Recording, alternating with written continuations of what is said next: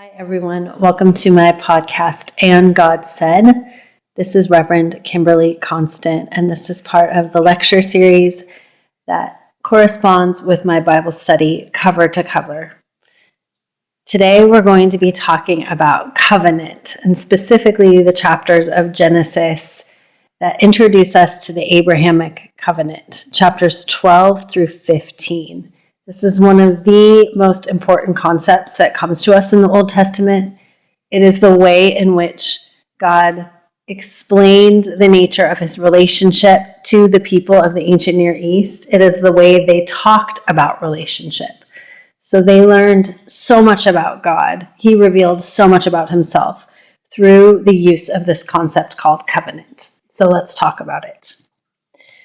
So we have been talking about Genesis, and the last few lectures were on primeval history, that portion of Genesis which deals with all the events that are really undateable. Creation itself, the account of Noah and the flood, the Tower of Babel, these old stories that have been passed down from generation to generation and were taken and put into context in light of the one true God.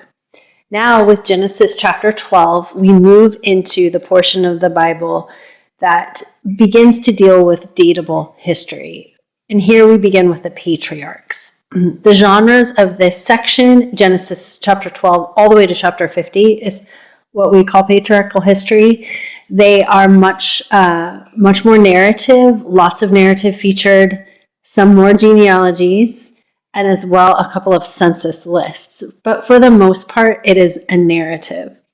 And its purpose is to continue to place God at the center of the ancient Near Eastern worldview and at the worldview of all who are reading this material. God is the author and director of a grand plan of redemption. And the book of Genesis introduces us to this fact. The themes that we're going to find are the importance of faith and righteousness, relationship as expressed via covenantal and familial ties, more on covenant in a minute, this notion of something called chesed. That's a Hebrew word that is difficult to translate. It's something like loyalty, loving kindness, love. We'll talk more about that in a minute when we talk about covenant. We also see a theme that emerges and will continue throughout much of the Old Testament, the reversal of fortunes. In this time period, it was expected that the firstborn son in a family would inherit the land, the possessions, any titles from his father, as well as what was called a familial blessing. And we'll talk about blessing when we get to the story of Joseph. But often we find in the Bible that there's a reversal where the inheritance or the blessing or the title goes to a younger son over and against the expected firstborn son. So look for that as we read. We also see a theme of what to do and what not to do. What to do in terms of having faith, trusting God, being obedient to his commands, even when they don't make sense or they are difficult, versus going one's own way, which is what not to do. And we see both in this patriarchal history. As we've already seen in Genesis, we're going to encounter more problematic material. There's polygamy, there's incest, there's deception, murder, and general mayhem. That's going to continue throughout the Bible, but especially in the stories of these patriarchs. And it can be confusing because sometimes people look at these stories and these, described heroes of the faith and think, well, why is this in here if God wouldn't want us to do it? But we have to remember this is unfolding revelation of who God is. It's in real time through a real people group that lived and walked and breathed, and they were human beings. And so we see God work through these imperfect people to teach us what it means to have faith, what it means to make mistakes and find redemption. So in Genesis chapters 12 through 15, we find the call and covenant of Abram. Abram, who will become known as Abraham. But for now, I'm going to call him Abram because that's what he's called in this portion of Genesis. As we turn to what is now particular story of the origins of the nation we call Israel, we encounter the first of the patriarchs, and this is Abram. So who was he? Well, from the Bible, we learn that he's the son of Terah, who is a descendant of Noah's son Shem. Abram was born in Ur of the Chaldeans, which is in the region of Babylon.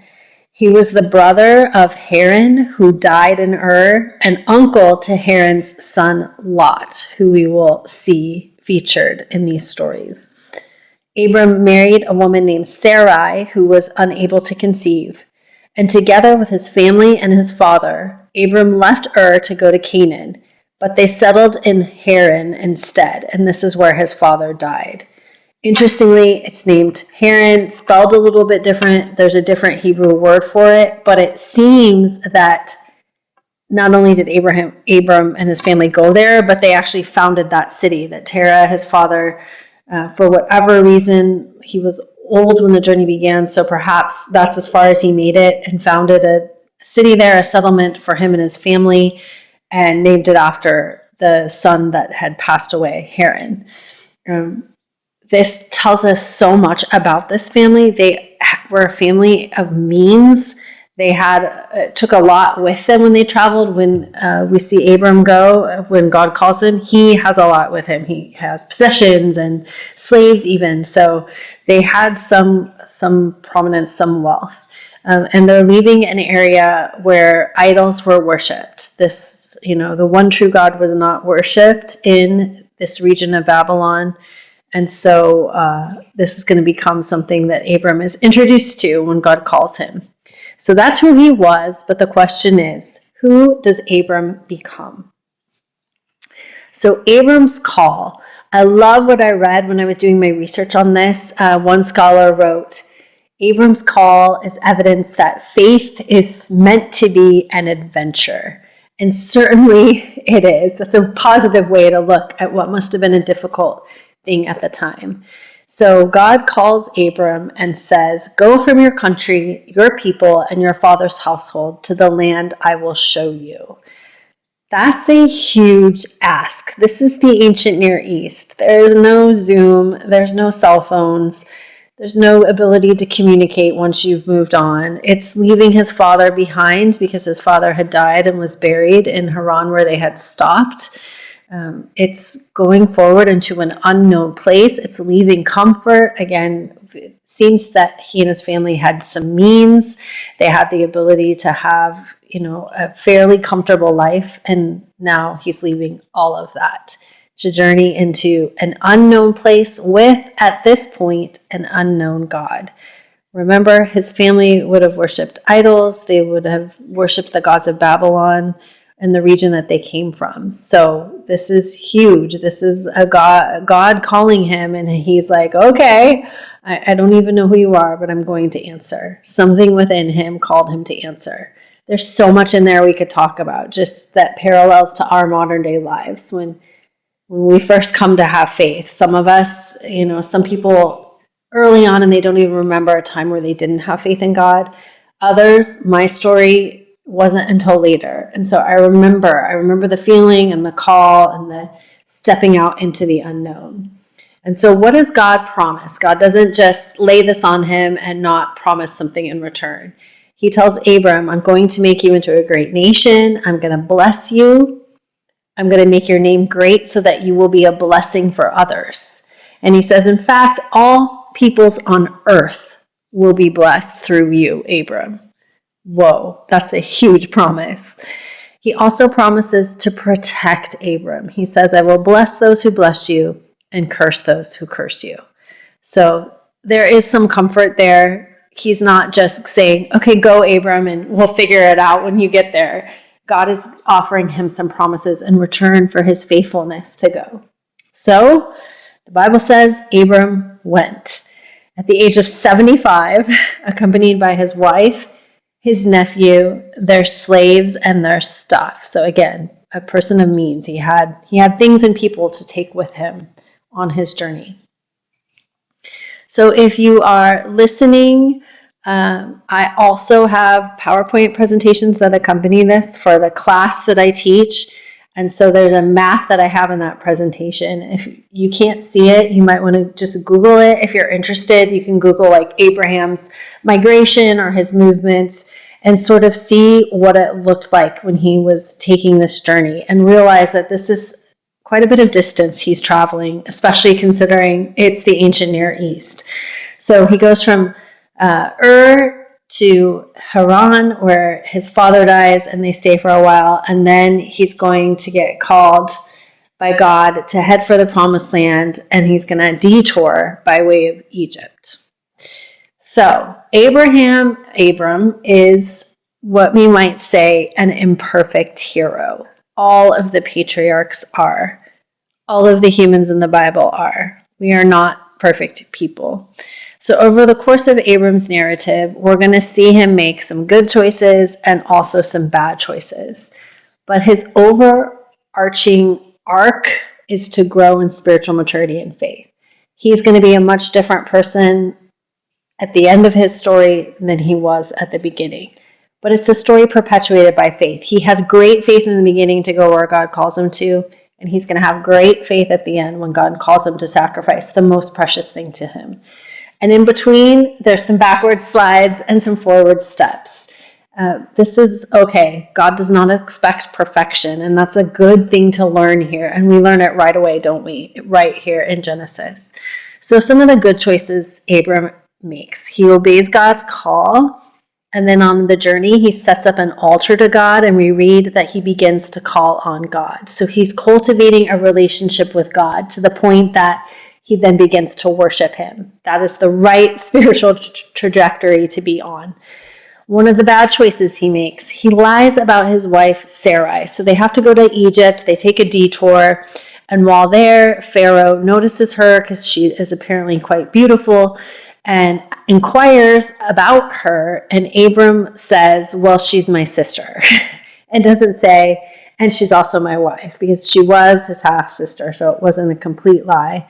But she was also his wife. And so Pharaoh, thinking she's up for grabs, takes her to be his own wife. And some time ensues before they all realize that Abram left some stuff out of the equation.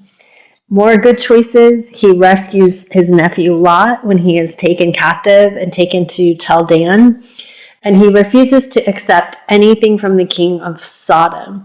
So we know from the story, even before we get to the destruction of Sodom and Gomorrah, the Bible tells us that Sodom was a place of wickedness. This is where Lot ends up settling with his family because he and Abram have to go their separate ways because they have so much cattle and people that they're going to destroy the land. This speaks a lot, by the way, to the geography of where they were at the time. It would not have supported a bunch of people all living in the same place, a bunch of cattle in the same place.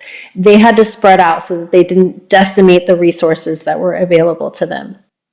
So when the king of Sodom comes to Abram, he refuses to accept anything, and God is then going to reward him for that faith with the covenant.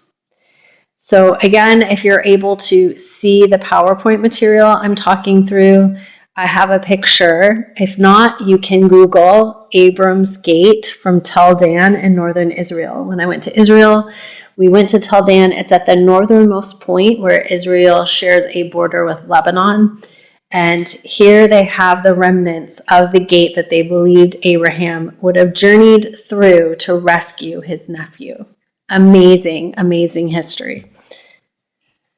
So Abram and God's relationship, the pinnacle of this portion of Abram's story, these first few chapters, is the covenant that God enacts with him. And before I get into covenant and what that all means, I want you to note the genuine interaction and relationship and conversations that Abram and God have. This is real. Abraham asks questions, he expresses doubt and fear sometimes, and God is right there to reassure him and to respond to him. So what do we notice from this? Abram is not afraid to ask God questions. So important. I think sometimes in our modern day world, we get afraid of that. We can't question God. We can't express any kind of doubt. We can't get angry with God because then God's going to get mad at us.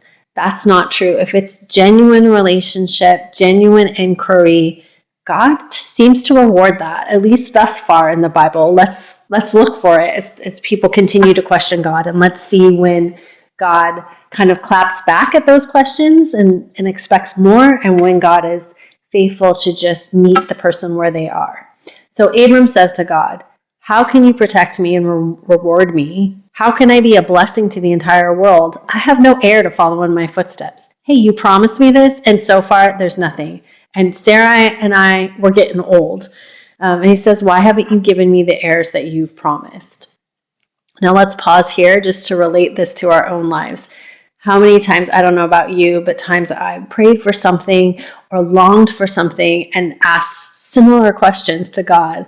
God, you've called me to this. You've called me to, for instance, I'm called to be a pastor and be in ministry, but right now I don't have a church because there's no opportunity for me. And so it can be easy to slip into that place of, but if you called me to this, why isn't there a position? If you've called me to this, why haven't you answered? I've been praying for something for years and years, for instance, and why haven't you responded?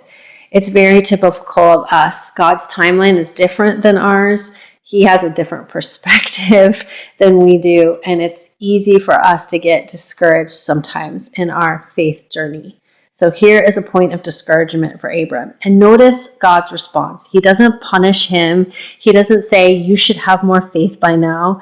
Instead, he offers him another promise. Your offspring will be as plentiful as the stars in the sky. And that's just a summary of a beautiful verse that says, look at the sky. You can't even number the stars. And that's how many your offspring will be. That's an amazing and beautiful promise and something to give him hope. He doesn't outright answer the question. There's still some faith involved, but he also doesn't punish him, and he doesn't get mad at him for asking. And so Abram's response, and this is so important, verse 6 of chapter 15 says, he believed the Lord, and he, the Lord, credited it to Abram as righteousness. That's what faith is all about. He couldn't see where the story was going. He couldn't understand how it would be possible for God to fulfill this promise. It certainly wasn't something that seemed humanly possible at the time, but he believed God. Their relationship had developed to the point where he trusted him. He had seen God provide for him in the past. God had brought him thus far in his journey. God had been with him, and so he is going to trust God. That's what the faith journey is all about. We cannot often see the next step. We cannot know how God is going to fulfill things that we feel called to in our own lives, but we can look where God has brought us from and trust that He's going to continue to move us forward. And then, even more than promising him that renewed promise of heirs and offspring, God also promises him land. This is going to become the promised land that we will see so much talked about in the Old Testament. So now let's talk about this concept of covenant. And much of what I'm going to use as material to explain covenant, I get from a scholar named Sandra Richter, and she has written a book called The Epic of Eden about the Old Testament. I think now there's actually more books in that series where she has several Bible studies, like the Epic of Eden, Ruth, or something like that. But there's the original Epic of Eden. It's called A Christian Entry into the Old Testament. And I have used a lot of her information to help me summarize what covenant is. So that's a great resource to use. Epic of Eden, Sandra Richter. So a covenant was the means to form a bond in the ancient Near East that didn't exist by normal blood ties or social requirements. This was how they created relationship, where relationship didn't naturally exist. And it was used everywhere in the ancient Near East. This was a familiar contract. God here is using something that the people would have been familiar with, that Abram himself would have been familiar with. That is a huge aspect of who God is. God meets people where they are, and He uses things that we understand to help make Himself known to us. We're going to see this even into the New Testament when Jesus is in his years of ministry and he's speaking in parables, and he uses a lot of farm analogy, and he'll use things that the people he's talking to would understand. So here, covenant is huge and a universally understood thing in this region and this time. So there are multiple types of covenants, but the one that pertains to the Abrahamic covenant, it was called a suzerain vassal covenant. And this was a contract made between a lesser party, who was known as the vassal, and a greater party, who was known as the suzerain. And all treaties of this type would identify the suzerain by his name and titles, relay some sort of history of how the suzerain provided for his vassal. And we have evidence of this outside of the Bible from things like the Mari tablets and Amarna texts. So again, evidence that this was used everywhere in the ancient Near East. And then there would be a list of stipulations that needed to be followed to keep the covenant intact.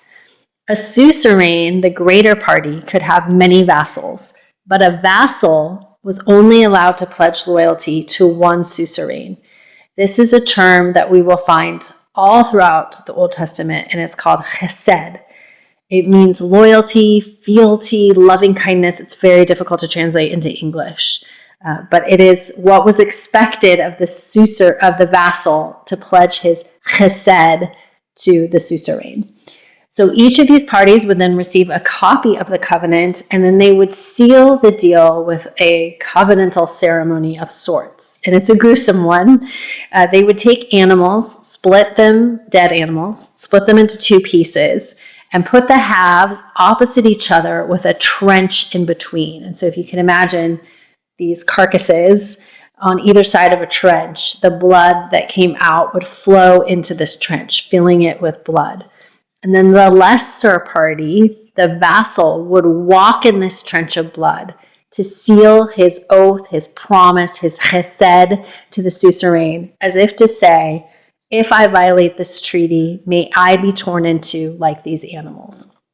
So the suzerain is pledging protection, often would give titles to the vassal, and then in return, the vassal is pledging his loyalty. If the suzerain's country gets invaded and he goes to war, the vassal will be there to fight for him. And the vassal will basically pledge his dying allegiance to the suzerain. It's creating a familial tie where one wouldn't exist by genetics.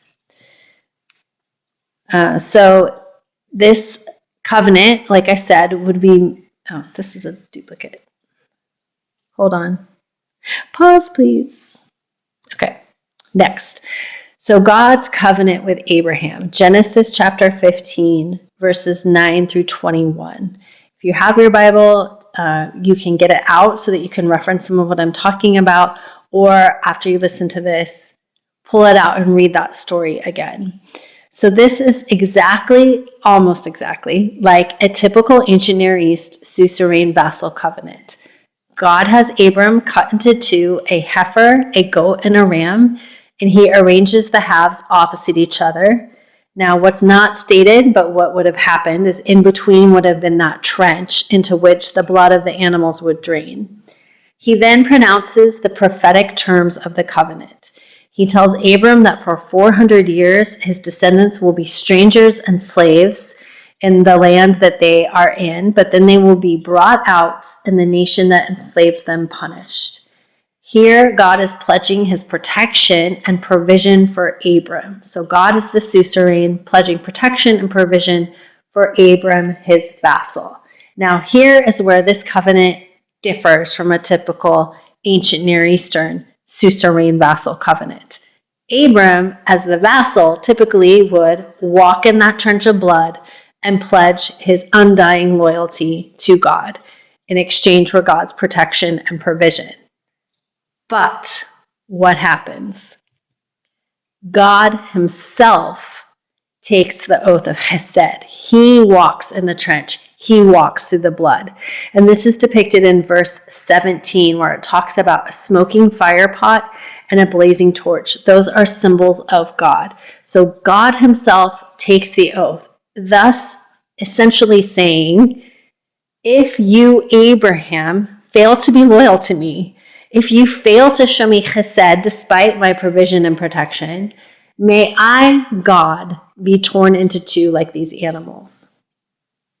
This is nothing short of amazing. First of all, it's amazing that God is there making a covenant with Abram, that he cares enough about him to use something so familiar to solidify and contractualize this relationship that he has with Abram, so that Abram will know that God intends to do what God is saying to do. That in and of itself is amazing. But then the fact that God would say, Abraham, if you mess up and you're not loyal to me, may I, God, be the one that's torn asunder, not you. That's amazing. God is not requiring anything of Abram in order to uphold this covenant. God is promising that he will uphold this covenant, period. And this is going to be important as we continue on into the Old Testament and even into the New Testament, as we see what happens with the nation of Israel. God has promised that Abram's descendants will be plentiful and that they will inherit this land. And so we're going to see God uphold that promise for a long, long time. So we're going to also discover that Abraham's descendants do not maintain chesed towards God. They fail to be faithful. They don't pledge their loving kindness. They mess up in all sorts of ways. They worship other gods. They do terrible things. And so, in the words of Sandra Richter, we ask, whose flesh was torn to appease the broken stipulations of this covenant? ... The answer comes, hint, in the New Testament. So as we're talking about this covenant, I now just want to put forth the 5 major covenants we're going to talk about in the Old Testament. 2 of them we've already seen, and this is our 3rd one. So we've already got 3 of the 5 out of the way, and we're not even halfway through Genesis. So the first covenant is an implicit one. It's the covenant God makes with Adam and Eve. So there's no contract, there's no walking between the pieces of animals, but it's this implied notion that God is going to protect Adam and Eve. He's going to provide for them. He entrusts them to care for his creation. Often a part of these ancient Near Eastern covenants was to give someone title and, elevate their status. And that's what God is doing here. And the one stipulation of the first covenant is don't eat from that one tree. That was it. That was the one stipulation they had. Sandra Richter wrote, in essence, Adam and Eve are free to do anything except decide for themselves what is good and what is evil. I love how she phrases that. So interesting. They were not to eat from the tree of the knowledge of good and evil. God reserves the right and responsibility to name those truths himself. Otherwise, they had free reign of that garden. God trusted them, and God was going to protect them and provide for them there. The sign of this covenant, there's always a physical sign. It was the garden itself and God's presence with them.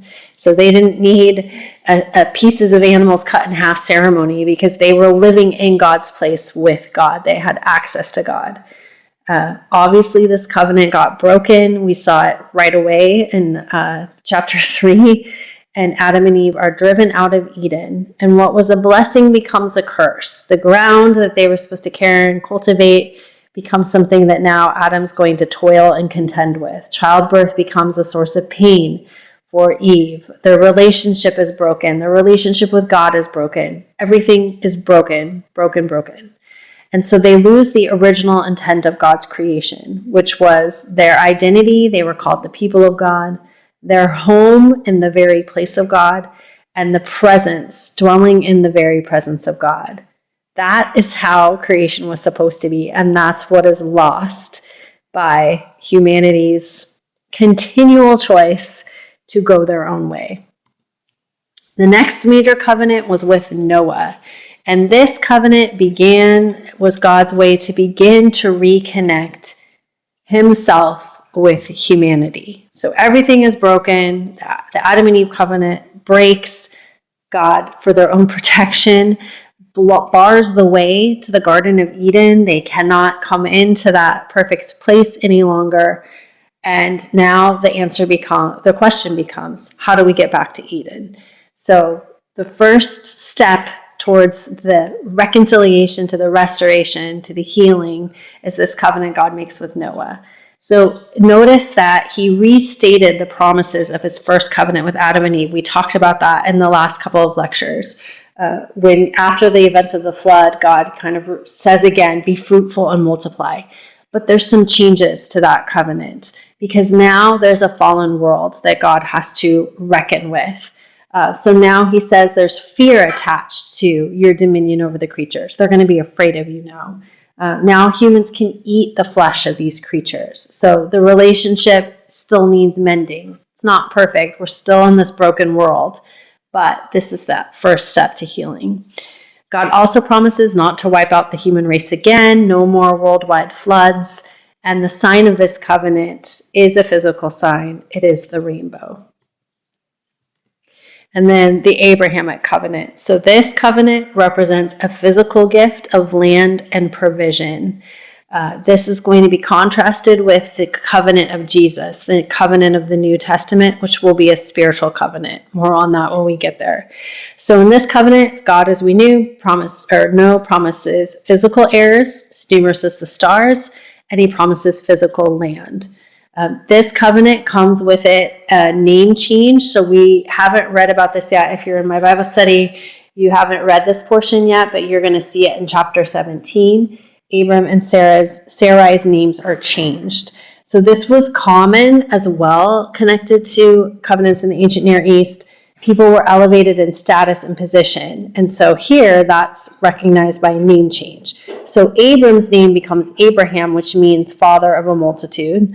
And Sarai's name becomes Sarah, which means princess. So they become elevated to be, the father and mother of the nation of Israel. And then, as we know, God takes the oath upon himself. It is God who will pay the price if Abraham and his descendants do not uphold their part of the deal. And indeed, God will pay that price on the cross in the form of his son, Jesus. And then the sign of this covenant is circumcision. And again, that's something that you read about in chapter 17. So if you're in the Bible study, you will read about this next reading session. But I do still want to talk about circumcision because this is another common practice that God is using and contextualizing and placing himself at the center of. So it existed in places like Egypt prior to its use by Israel. Scholars believe that it was a rite undertaken at puberty, or perhaps as a prenuptial rite before they got married, or definitely if someone entered the priesthood. Unique to Israel is the circumcision of infants. This marked them as children of the promise and heirs to the Abraham covenant. So this was something that was a birthright. If you were born in the line of Abraham, if you were a descendant from, his original, the beginning of this patriarchal journey, then you were part of Israel, and this marked you as such. That's why it was done in infancy. There was no need for the child to be old enough to swear allegiance. This wasn't a question of, you've got to own your faith for yourself. This was, you are part of this community, and this marks you as so. Only male children were circumcised because, sorry ladies, the society was patriarchal, and a woman's identity was tied to the men in her life. So she was the child of a father who had been circumcised and married to a circumcised man and had circumcised sons, then she was part of the promise through them.